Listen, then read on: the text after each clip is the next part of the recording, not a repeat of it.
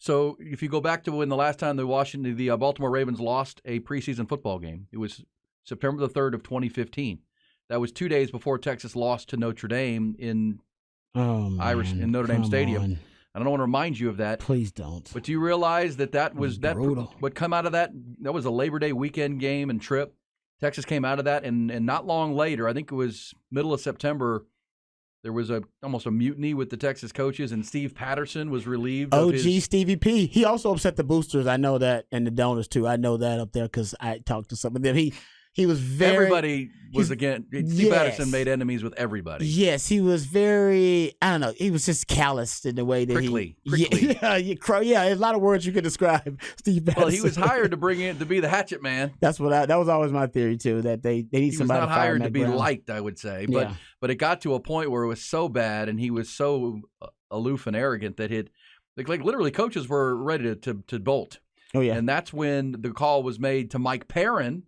This all happened the last time the Ravens lost a preseason game. This was 8 years ago. Oh yeah, I remember that. And but I say that he was brought in to bring the BBs back in the box. Everybody liked Mike Perrin. Because Mike Perrin, donors, everybody coaches, everybody loves Mike. Well, Perrin. he came in to put out the fire.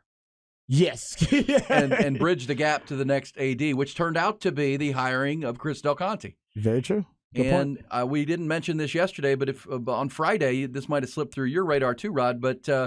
KXAN reported that the University of Texas at Austin asked the UT System Board of Regents to approve a contract extension for UT AD Chris Del Conte, a 7-year contract extension that would pay CDC up to $19.255 million through 2030. Okay. So he's done a great job. He has done a great job. He deserves it. Pretty much. I'm sure there are those that aren't, but not many that you hear that I don't like Chris Del Conte. The Directors' Cups, everybody kind of jokes about that, but he's built one heck of an athletic department.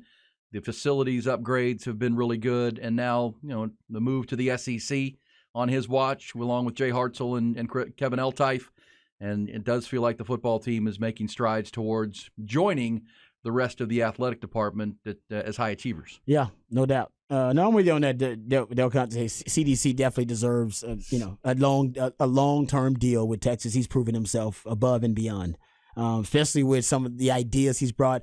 Just with, of course, he's got to make sure the programs are winning a lot of games, but he's also kind of brought the fans close to the program. Bevo Boulevard was a big part of that.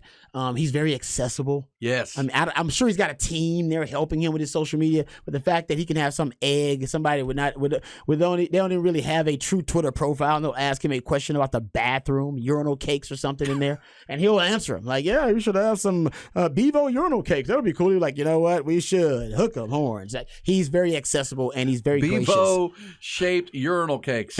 Well, he asks all kind of stuff, and he will answer them. I mean, God bless them. They already have a end of the stadium. Do they have those already? I don't know. They could. That's a good idea. That is a good idea. You and I should do it. Call them Hook 'em Up. Hook 'em Up urinal cakes. That is great. I love it. Hey, listen. That's buddy, man. Come on. And his rival fans would point out that Texas already has in their south end zone a uterus that the players come through. That is true. Oh, you know what? We would sell the urinal cakes to other universities so that they could urinate on Texas. Put them upside down. Yeah. Yeah, that's going to relate to the Rod's rant very well. It is. Before we go to the SEC, we need to get this business plan going. It can make us a lot of money. Away. Urinal cakes with Bevo, the hook 'em, and then your rival fans can put them upside down. There you go. Have at it. They can pee on them. That's and you got to people buying them. You're like, hey, the more you use them, hey, it helps us out. I will also say this. You know what? We'll come up with an NIL deal too. Boom, we'll hook it up. We'll get that money right back to Texas. Which player do we need to help us be our ambassador? With our urinal cakes idea. Who wants to endorse our urinal cakes, kids? All right. Well, you can just send your suggestion.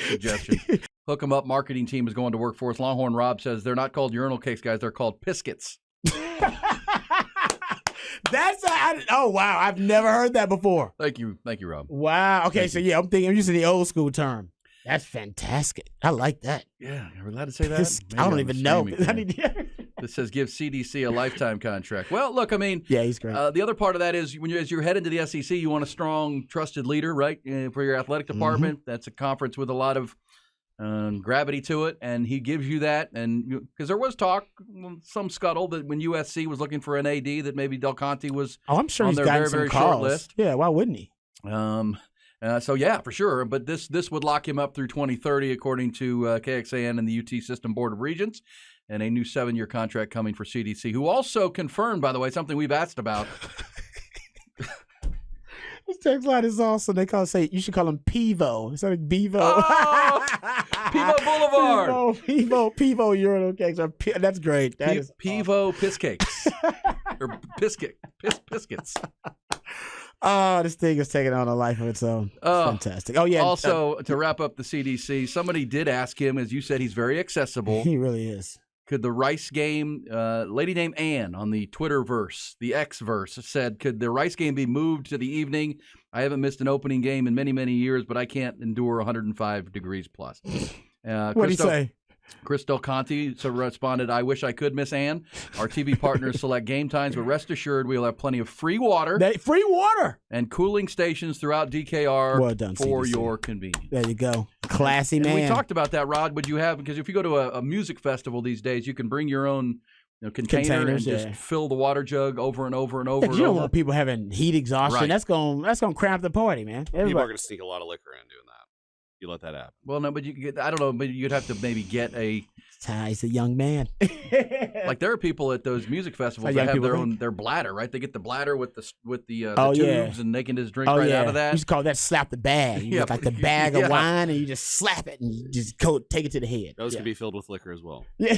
Well, they would have to be checked before entering. They have to be empty upon but entering. then you're adding, think about the security. You want people to die of heat exhaustion, bring in your own bladder. Or just don't be soft.